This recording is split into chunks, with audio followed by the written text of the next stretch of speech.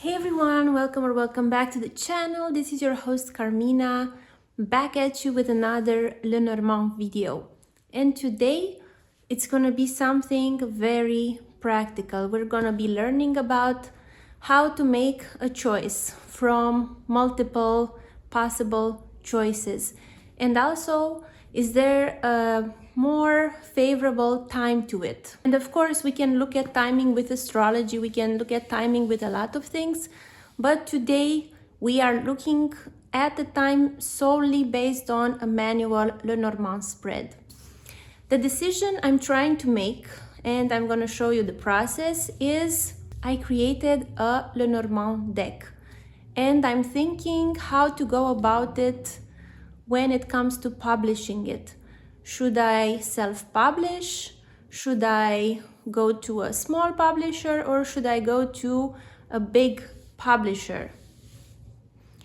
I have experience with publishing a card deck in the past with the Carmina playing card deck used for the cards of truth.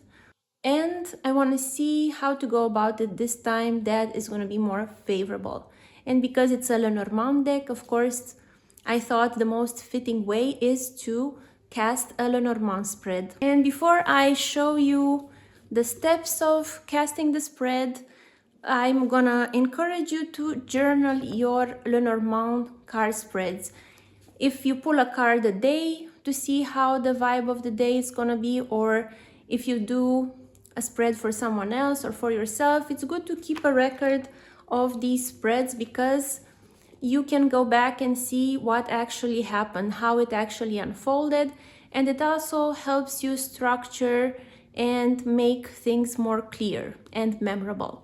So this is my advice: journal your Lenormand readings.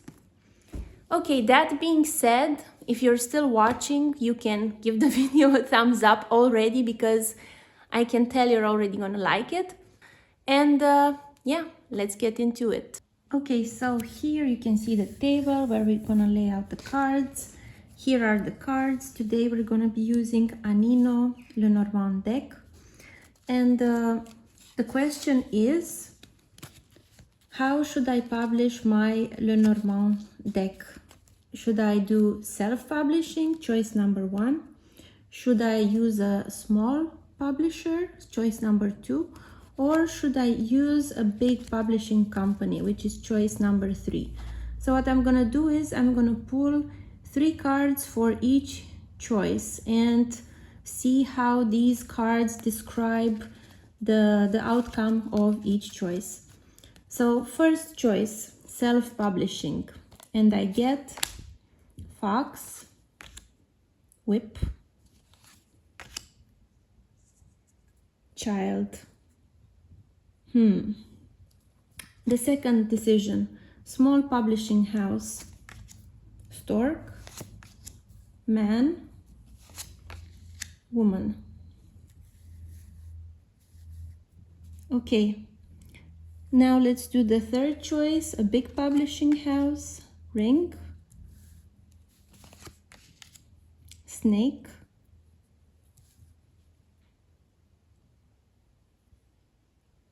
and Scythe.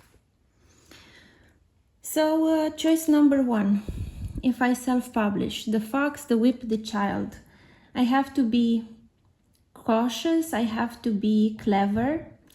There will be a lot of hard work and repetitive things, the Whip, and it could be a slow start or not yield like a super mature result. The Fox shows cleverness, caution, strategy. I have to be strategic. The Whip shows the pains of self-publishing. I self-published the Cards of Truth deck and I have to do everything myself. I have to find a company to print them, then the company will send me the boxes with the cards, and then I have to individually ship all the cards to the people. And you know, like, it's not so much about profit, but getting out there something you like. That was my experience with the Cards of Truth deck. And yeah, for me, this doesn't work with the whip there. I don't want to stress too much over it. The second spread, the small publisher, the stork, the man, and the woman. The stork shows positive change. The man and the woman, it could be that it reaches a lot of people, or there could be a man and a woman at the publishing house, especially a man because it's facing the stork, that would be very interested. Yeah. And the third one, a big publishing company. I got the ring, the snake, and the scythe. Well, I don't know about you, but I don't like a long-term commitment that has something deceitful about it and then also ends with a shock or something sharp, something harsh. So I will eliminate these two because personally I think this looks the best. Like, it has potential for positive change, and there will be people involved, maybe people giving advice, people that are supporting. For me, I take this as a positive. Stork is a positive card. Men and women are neutral, but I would take them more as positive in this case. I would go with this spread. Maybe it's not gonna be like a super culminating success from the beginning, but it has the potential to involve more people and to reach more people. So I like that. And if we look about clues, about timing, the stork is a card that shows something happening not too late. So something, let's say, between 3 and 6 weeks, or because of the nature of the stork, it's a bird that seasonally shifts residence. It can also show something around the changing of seasons. We are now in the month of May, which is before the changing of the seasons. It's the last month of spring, and then we have June, which is summer. So it's like the border between spring and summer, and also 3-6 weeks. It shows me this window of opportunity. And what I'm gonna do now is I'm gonna put the cards back, and I want to have a more, even a more detailed or a more specific date. So I'm gonna pull one card for each of the 6 weeks between now and the second half of June, which is kind of between seasons. So I'm gonna pull a card now for the first week of May, and I'm gonna judge whether it's positive or negative and the quality of the card, and that's how I will make my choice. So should I send my deck to the publisher in the first week of May? Not bad. Let's see, second week of May. Clover. Also not bad at all. Let's see, the third week of May. Sun. Super good. The fourth week of May. Stars. The first week of June. Ship. And the second week of June. Scythe. So looking at these cards, okay, this is clearly not positive, the scythe, so the second week of June is out of the question.